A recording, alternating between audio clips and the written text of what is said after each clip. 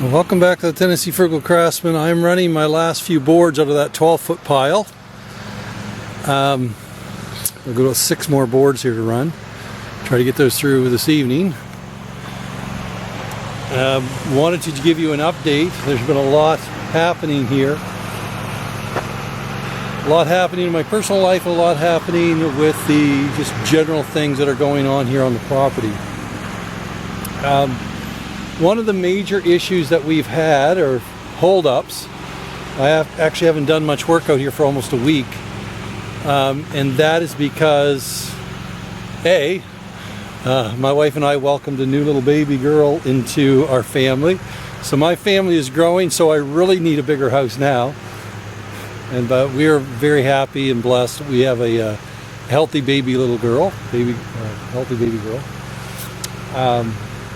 That's one thing. The other issue is I'm trying to get my property permitted for a 4-bedroom house. Now, you'll note that I think early on I talked about my property up in this area had perked. I had 3 holes up in this area and then 2 over the side hill for the reserve. When I spoke to the plumbing inspector here, he was concerned once he got looking at my stuff that I wasn't going to have enough room to put enough for a 4-bedroom. Matter of fact, the only thing he proved up to this point is 2 bedrooms, which not really going to do me much good when I'm looking at 6 kids plus 2 adults. So we were looking at least a 4-bedroom. As it was, we had originally had 5 and we cut it down to 4. So I was shocked, to say the least, because I had bought the property with it perked for 4 bedrooms.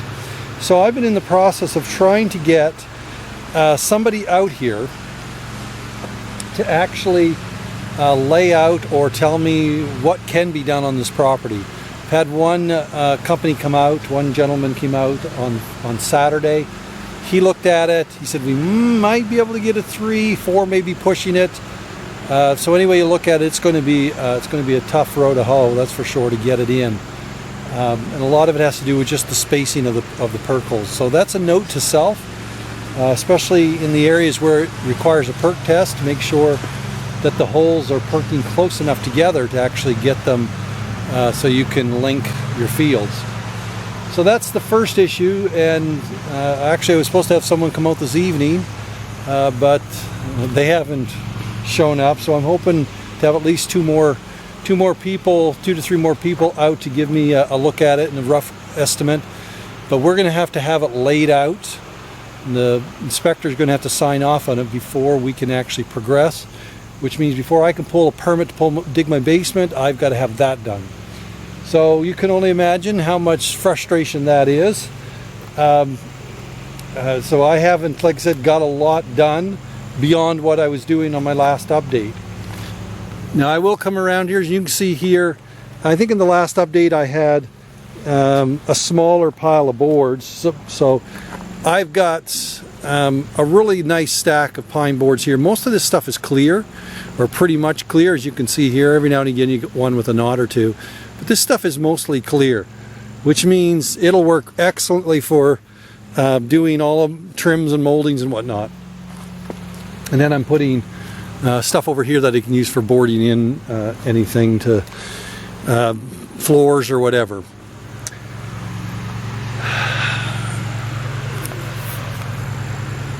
It's a frustration. Not a long video, but I do want to say that the days are getting shorter. With the days getting shorter, I have less time in my evenings. My Tuesday, Thursdays are still similar as far as the length because I'm out during the day, but it is still, I mean, bottom line, it's a shorter day. And so I'm trying to get stuff up and running and working away at this so I can work out throughout the winter and get the basement in. But things aren't going as planned. So, but that's part of building. I do recognize the struggles with building and putting up with all of that, and I just wanted to let you all know that it's not always, you know, cut and dry and straightforward when you're dealing with inspectors and all of the permitting that has to go on. But I will say here in my particular area of eastern Tennessee, it is a little more strict than most places. And so it's not a matter of just, you know, sticking a septic field in the ground. So yeah, that's where we are. I am hoping tomorrow, Lord willing, to get done this stack of lumber that I've been doing, the 12-foot stuff, get it dipped, stickered, and covered. So that will be done. And then swing into the, I don't know how much I'll get done, but swing into the 16-foot material, which is really my last stack of lumber that needs to be planed, which is going to mean that if we don't get a permit pretty soon, I'm going to be up against, you know, kind of twiddling my thumbs, which I don't want to do. So I want to try to keep as active as possible and working away at this. And so anyway, not a long video, just wanted to let you know what was going on, why you haven't heard from me. Like I said, the good news is having a healthy baby girl. Bad news is still struggling with permits. And so bear with me. I will get at the building sooner or later. One of these days we'll get at it. It's just a matter of working through the process. And I will, once we get a septic field that is somewhat laid out, where we know it's going to be for sure, I will bring you along for a video on that, on, you know, how they're laying out, because they're actually going to have to come out and set up transits. It's a very close tolerance, 24 to 28 inches deep. It has to stay in the ground, so you can't, if you're on uneven ground, you've got to, you know, adjust everything based upon the ground level. So it's not going to be an easy installation, that's for sure, but one that you kind of have to work with what ground we have. And so, as always, I appreciate you joining me. If you would, please like and subscribe, and you have a great day.